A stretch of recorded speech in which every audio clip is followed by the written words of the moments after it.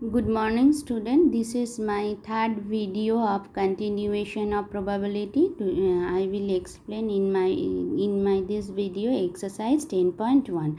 Welcome to the question. These are the format. Okay. This is your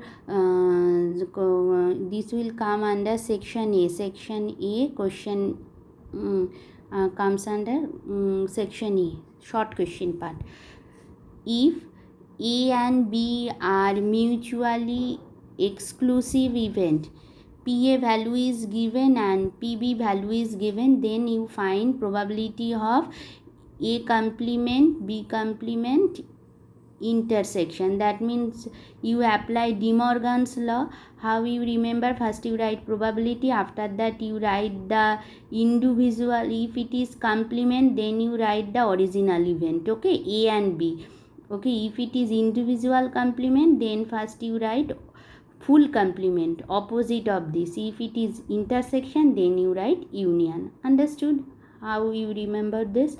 Okay, that means you got using De Morgan's law, probability of A union B whole complement, where A union B whole complement means where this part is not present from total probability. Total probability is your 1 minus P of A union B. Okay, now you apply probability law A union B, that means probability of A plus probability of B. You are not subtracting the common part, minus probability of A intersection B, because in your question paper it is given they are mutually exclusive. This part is very, very important. Mutually exclusive means no need to subtract the common portion. No need to subtract the common portion. Only you take probability of A and probability of B. Okay, understood? Clear to you? Next, 1 minus, you put the values probability of A and probability of B, then you will get this. Come to next. A and B are event such that PA given, PB value is given, then find probability of A and B. Probability of A and B, probability of A and B is given. You asked to calculate that probability of A or B. What does it mean? A or B means union, you know, and A and B means intersection. A and B means intersection. I told you earlier, A or B. Probability of A union B. Then write the laws or law. Probability of A, probability of B minus of probability A minus B. Why? Because they are not mentioned that they are mutually exclusive.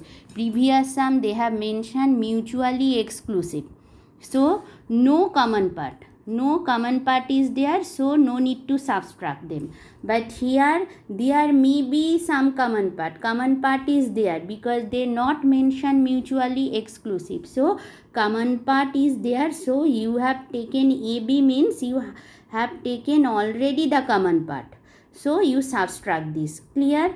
Mutually exclusive mentioned or not, be careful about that. Now put the values, you will get the result. Now if A, B, C, three events are there, are mutually exclusive, that means no common member, and exhaustive also. That means if you asked any question, either A will raise the hand, otherwise B or C. Okay, any of one member will raise the hand from your sample space. Okay, you will get your answer from any of them.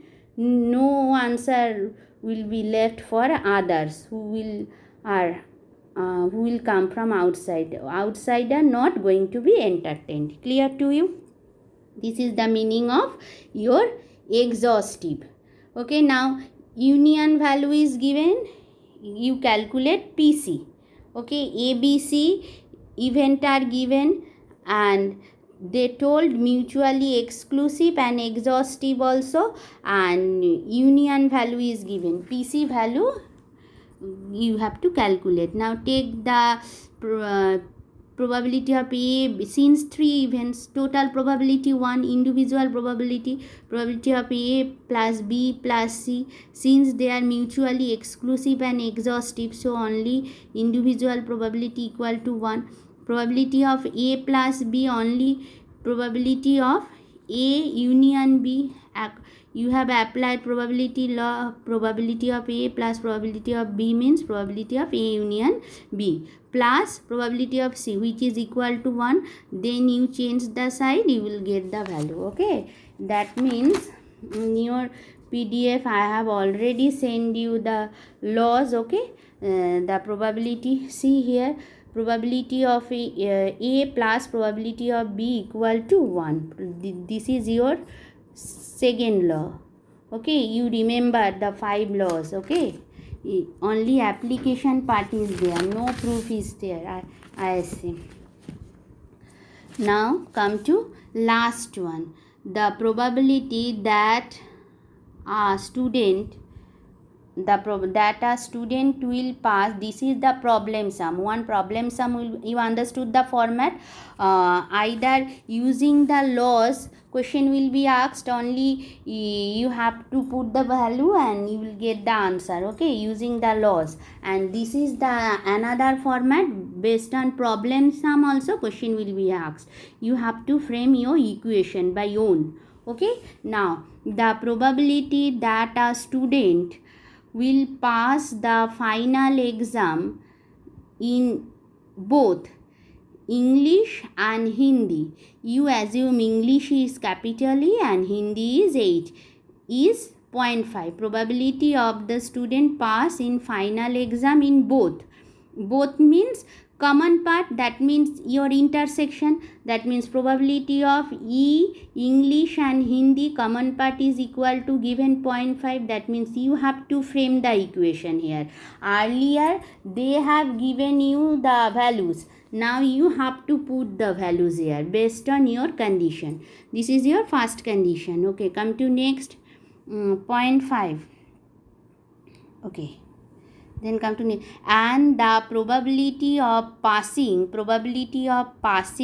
neither is 0.1. probability of passing neither means complement. Okay, that means probability of E complement intersection H complement 0.1. Next condition, if the probability of passing the English examination is 0.75. that means passing the English examination probability is 0.75. Okay, what is the probability of passing the Hindi examination? That means PH equal to how much, you calculate. Now what value given to you? Probability of E complement and H complement intersection is this. Now you apply De Morgan's law. If individual complement, first you write total complement, reverse of this. If it is intersection, then you write union equal to 0.1. Okay, then complement means original will be present, this will be not there. Then from total probability 1, from total probability you subtract this, you will get this value. Now apply probability laws. Okay, they have not mentioned that they are mutually exclusive, that means there may be some common part, so you subtract the common part. You have taken this means you have already taken the common part here, so no need to take it again. Okay, you have subtracted, this is the probability law. Okay, now you need to calculate pH. Okay, you change the side and put the values, you will get the result. Understood? Two formats I have shown. One is based on problem sum, another value will be given to you, only you have to ask to calculate the final value. That means you be careful about laws of probability. Understood? Only application part is there in your exercise. Okay, now from next in my next video I will explain exercise 10.2. Thank you.